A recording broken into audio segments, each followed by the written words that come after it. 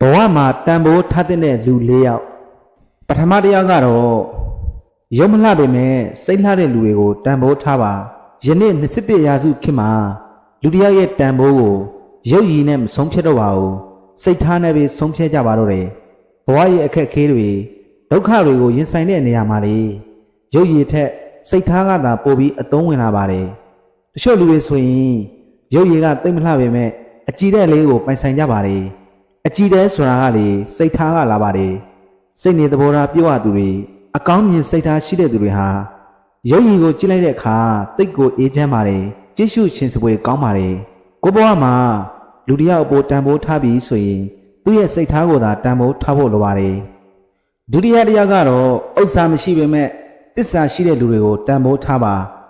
ဒီနေ့ခေတ်မှာပစ္စည်းဥစ္စာတွေကသာပိုများလာပေမဲ့တစ်ယောက်အပေါ်တစ်ယောက်တစ္ဆာတရားတွေပြန်ရင်းလာပါတယ်သူတစ်ပါးကိုတွန်းချပြီးကိုဘဝကိုမြင့်တင်နေကြပါတယ်ကိုယ့်ဘို့တစ္ဆာရှိတဲ့လူတွေအနစ်နာခံတတ်တဲ့လူတွေကိုတန်ဖိုးထားပါပစ္စည်းဥစ္စာဆိုတာရှာဖွေလို့ရပေမဲ့တစ္ဆာတရားမရှိတဲ့သူတွေရဲ့ရင်ထဲမှာတစ္ဆာတရားဆိုတာရှာဖွေလို့ရမှာမဟုတ်ပါဘူးဒါကြောင့်ဥစ္စာမရှိလေတစ္ဆာတရားရှိသူတွေကိုတန်ဖိုးထားပါတရားတရားကတော့အပြိုးမကောင်းပေမဲ့သဘောကောင်းတဲ့လူတွေကိုတန်ဖိုးထားပါတချို့လူတွေကရင်ထဲမှာရှိတဲ့အတိုင်းပွင့်ပွင့်လင်းလင်းပြောတတ်ကြပေမဲ့စိတ်သဘောထားအင်မတန်ကောင်းကြပါတယ်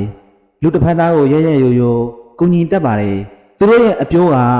ကိုယ့်အတွက်မခံချင်စရာဖြစ်နေပေမဲ့သူတို့ရဲ့ကူညီတတ်တဲ့စိတ်သဘောထားကောင်းလေးကကျွန်တော်တို့ဘဝကိုကောင်းမွန်စေနိုင်ပါတယ်အပြိုးမကောင်းပေမဲ့သဘောကောင်းတဲ့လူတွေကိုတန်ဖိုးထားတတ်ဖို့လည်းလိုပါတယ်စရုပ်တရားကတော့ပြုံးမပြပေမဲ့ဆုံးမတတ်တဲ့လူတွေကိုတန်ဖိုးထားပါ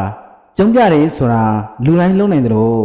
ဟန်ဆောင်ပြီးလေလုံးလို့ရပါတယ်ဆုံးမတယ်ဆိုတာကတော့လူတိုင်းမလုံးနိုင်တယ်လို့ဟန်ဆောင်ပြီးလေလုံးလို့မရပါဘူးကိုယ့်ဘိုးကောင်းစီခြင်းတဲ့စေတနာနဲ့ဆုံးမမြေဆိုရင်တော့ကိုယ့်ဘိုးတကယ်ရှိတဲ့လူဖြစ်နိုင်ပါတယ်လူတွေဟာဆုံးမတာကိုမခံချင်ကြဘူးမဟုတ်လားဒါကြောင့်ကိုယ့်ကိုအမုန်းခံပြီးဆုံးမပေးနေတယ်ဆိုရင်တန်ဖိုးထားဖို့မမေ့ပါနဲ့လောကမှာကျွန်တော်တို့တန်ဖိုးထားရမယ့်အရာတွေ